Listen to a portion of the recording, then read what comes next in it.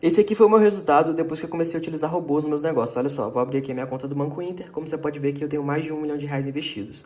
E eu quero mostrar pra você que você também pode fazer isso. Olha aqui o meu saque semanal. R$ 30 mil, 10 mais 10 mais 10. Você também pode ter esses mesmos resultados se você seguir as estratégias corretas. Clica no botão aqui embaixo desse vídeo, vem comigo que eu vou te mostrar como que você pode fazer isso. Legal. Legal. Ô, eu fiquei com dúvida, sabe do quê? Da sua época de afiliada. Sim. Porque muitos players que vêm aqui, a gente sabe que a afiliação é tipo uma escola, né? As pessoas aprendem muito lá. Só que muitos players que vêm aqui foram afiliados há muitos anos atrás. E você, querendo ou não tem tanto tempo de mercado, o que faz com que tenha muita coisa fresca e Sim. recente, né? Então, eu queria entender quais as estratégias que você não teve muito tempo para fazer dinheiro, né? Com um mês você já estava começando a faturar como afiliado. Uhum. Quais estratégias você utilizou nessa época para vender? Como é que você fazia para vender como afiliado? Né? Antes de ir pro Pinterest. Muito boa a dúvida. Afiliado, eu comecei no nicho de renda extra. Tá. Comecei também no nicho de crochê. Então, do nicho de crochê, né? Que é um pouquinho diferente aí do comum. Eu criei uma fanpage no Facebook. E também é uma estratégia que eu usava, que eu vejo que eu me destaquei, porque poucos utilizavam. Eu criei essa fanpage no Facebook. Eu fiz um dia um pequeno anúncio ali para ela, para engajamento.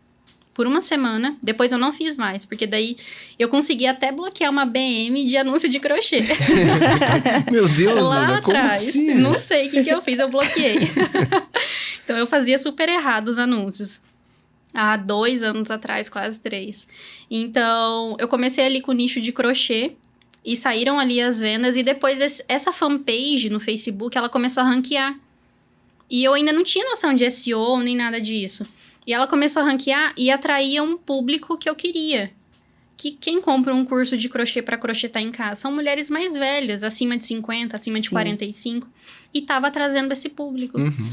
E daí elas mandavam ali mensagem no chat da fanpage e eu convertia por ali, no 1 a 1 mesmo. Mas para mim valia muito a pena. Porque lá no início eu tava com a mentalidade de ganhar R$ 500 por mês. Então, ali, se eu convertesse um tanto ali que eu fizesse R$ 500 por mês, meu Deus, eu tava rica já. Tava super feliz. Então, os primeiros ali foi indo nesse curso de crochê. Depois, eu me tornei afiliada de um produto de renda extra. E eu comecei a divulgar ali no meu Instagram. Porque eu via que outras pessoas também estavam divulgando no Instagram. Você estava repetindo o padrão da galera. Exatamente, repetindo o que estava funcionando. Legal. Via ali o padrão deles, começava a repetir também. Do meu jeito, e comecei a vender bastante. Só que, no começo, eu tinha muitas oscilações. Então, teve um tempo que eu ganhei 30 mil no mês. Teve tempo que depois eu ganhava 5. Uau. Caiu. 6 vezes menos. Exatamente. E foi o mês que daí também... Eu ainda não fazia parceria com influencer, né? Depois que eu comecei a fazer. E daí eu falei, poxa, tem alguma coisa errada. Aí eu fui ver o gargalo, que era quando eu não aparecia, porque eu não tinha constância. Eu morria de vergonha de catar um celular e gravar. Jamais que eu me imaginaria num podcast falando, gravando. Então, assim, eu comecei a ver um gargalo. Então, meu resultado, ele oscilava muito. Ou quando eu não aparecia, porque ali a minha venda, ela dependia de eu ficar aparecendo. Ou quando eu também não ficava ali constante em questão dos stories. Até mesmo se eu não aparecesse, fazer algum tipo de conteúdo, abrir caixinha, alguma coisa. Eu não queria ficar refém do Instagram. Sabe? De uma rede social. Porque para as pessoas verem os seus stories, seu conteúdo tem que ser entregue. Você depende do algoritmo também, né? Trabalhar para você. Total. Então, eu ficava meio que refém. Daí, eu ficava nessa de vender o curso de crochê, vendia como afiliada. E fui oscilando, fui criando. Daí, eu descobri a estratégia de influencers, que também foi um hype muito bom que eu peguei. Como foi isso aí? Como é que você utilizava os influencers? Eu mandava e-mail para elas. Falava com as assessoras ali, fechava ali o contrato. Ela gravava uma sequência de 3 stories pra mim, falando que eu tinha oportunidade para ela ganhar dinheiro com a internet. Nanana. Dali, ela me chamava no Instagram, no direct. Do direct, eu mandava pro WhatsApp. Porque era uma estrutura que eu e as outras top afiliadas usávamos.